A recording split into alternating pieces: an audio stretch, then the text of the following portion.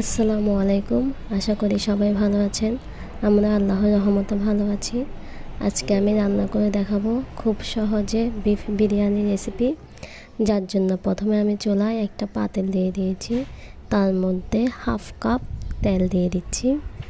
তেলগুলোর মধ্যে আগে থেকে কেটে রাখা আলুগুলো আমি দিয়ে দিব। সবগুলো আলু দিয়ে সামান্য ভেজে নিব।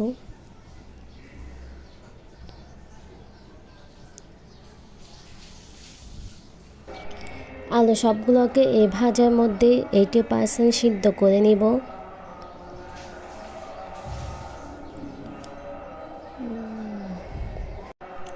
আলুগুলো খুব ভালোভাবে 80%-এর মতো সিদ্ধ হয়ে গিয়েছে। এখন আমি একটা স্ট্রেনারের সাহায্যে সবগুলোকে আলু তেল থেকে ঝরিয়ে তুলে নেব। সেম ওই একই তেলের মধ্যে আমি এখন পেঁয়াজ বেরেস্তা করে নিব, যার জন্য আমি তেলের মধ্যে 2 কাপের মতো পেঁয়াজ দিয়ে দিয়েছি। পেঁয়াজগুলোকে হালকা আঁচে ভালো করে ভেজে বেরেস্তা করে নিব।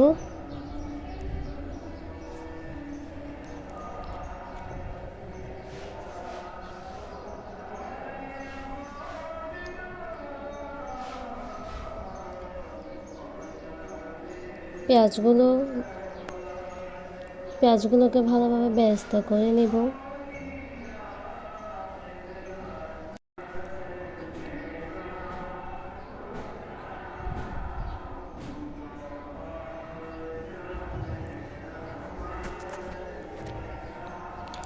এই বিরিয়ানিটা রান্না করার জন্য আমি এখানে রেডিমিক্স বিরিয়ানি মশলাটা ব্যবহার করব। এই মশলা দিয়ে 1 কেজি মাংসের মতো বিরিয়ানি রান্না করা যাবে।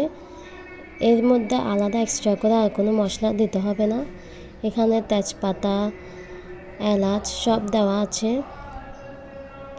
এটা দিয়ে আপনারা খুব সহজে 1 কেজি মাংসের 750 গ্রাম বা 800 গ্রাম চাউলের বিরিয়ানি রান্না করতে পারেন। আপনাদের হাতে সময় না থাকলে খুব অল্প সময়ে এই মশলা দিয়ে বিরিয়ানিটা রেডি করে নিতে পারেন। এখন আমি প্যানের মধ্যে 1 কেজি মতো গরুর মাংস দিয়ে দিচ্ছি। এখানে আমি সবগুলো হাত ছাড়া মাংস নিয়েছি এবং রেডিমিক্স বিরিয়ানি মশলা সম্পূর্ণ দিয়ে দেব এখানে। তারপর দিয়ে দেব স্বাদ মতো লবণ ও দিয়ে দেব 1 চা চামচের মতো ধনিয়া গুঁড়া, 1 চা চামচ ভাজা জিরা গুঁড়া ও 1 চা চামচ লাল মরিচের গুঁড়া ও 6-7টা কাঁচামরিচ। আপনারা আপনাদের পছন্দ অনুযায়ী মরিচ দিতে পারেন। তারপর দিয়ে দেবে এক্সট্রা করে 2-3টা এলাচ, কয়েকটা দারচিনি, কয়েকটা লবঙ্গ দিয়ে সবগুলো উপকরণকে এখন একসাথে ভালো করে মেখে নেব।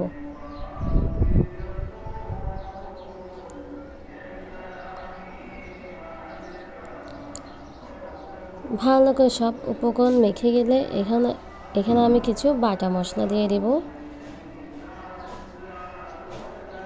দিচ্ছি 2 টেবিল চামচ আদা বাটা, 2 টেবিল চামচ রসুন বাটা,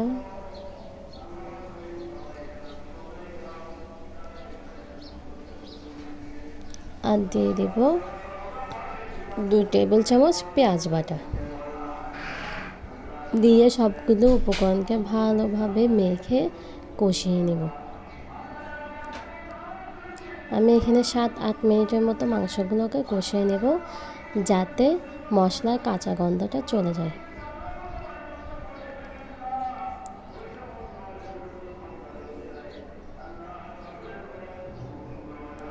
কষিয়ে নেওয়া হয়ে গেলে এখন আমি এখানে 1 কাপ তরল দুধ দিয়ে দিব।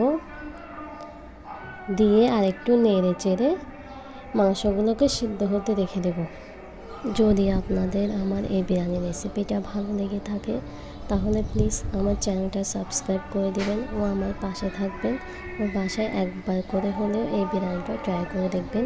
আশা করি ভালো লাগবে। একটা ঢাকনা দিয়ে ঘুরে ভালোভাবে মাংসগুলোকে সিদ্ধ হতে দিয়ে দেব। দেখুন মাংসগুলো এখন 60% সিদ্ধ হয়ে গিয়েছে। তার মধ্যে আমি আগে থেকে ভেজে রাখা আলুগুলো দিয়ে দেব, যাতে মাংস আর আলু একসাথে সিদ্ধ হয়ে যায়।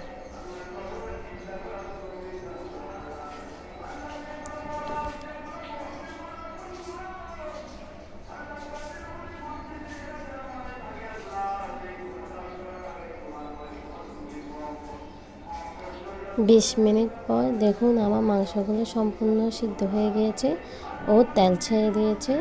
এখন মাংসগুলোকে একটা প্লেটে আলাদা করে তুলে নিব।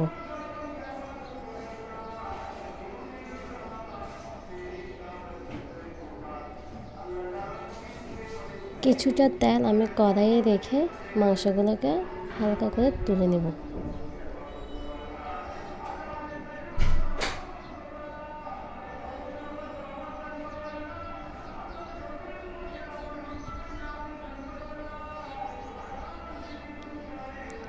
এই তেলের মধ্যে একই তেলের মধ্যে আমি এখানে দিয়ে দেব 800 গ্রামের মতো চিনি গুঁড়া চাল।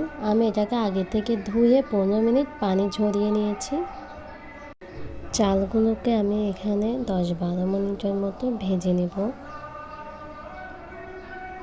এখন আমি তাতে অ্যাড করে দেব 2 টেবিল চামচ ঘি। আমি এখানে গাওয়া ঘিটা ব্যবহার করছি। ঘি দিয়ে আবার ভালো করে নেড়ে চেড়ে একটু ভেজে নেব। সর্বমোট আমি চালগুলোকে 10 থেকে 12 মিনিট ভেজে নেব, যাতে বিরিয়ানিটা একটু ঝরঝরা হয়। এখন আমি চালের মধ্যে অ্যাড করে দেব 5 কাপ পানি। আমি চালগুলোকে কাপ দিয়ে মেপে নিয়েছি, বরাবর 3 কাপ চাল নিয়েছি। তার মধ্যে অ্যাড করব 5 কাপ পানি ও 1 কাপ দুধ।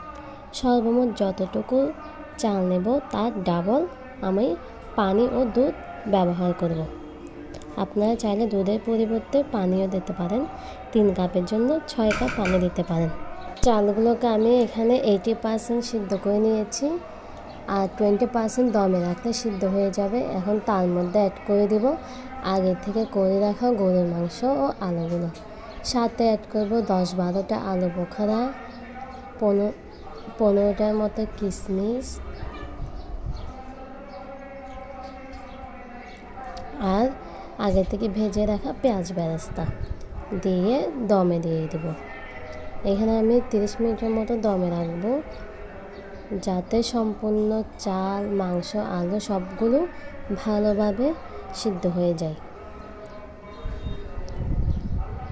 তারপর আমি কিছুক্ষণ পর একবার এগুলোকে উল্টে পাল্টে মিক্স করে দেব সবগুলোকে।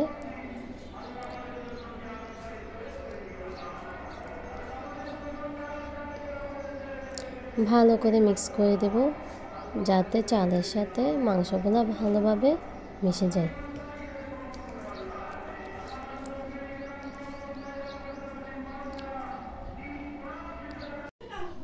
দেখুন কালারটা কি সুন্দর হয়েছে।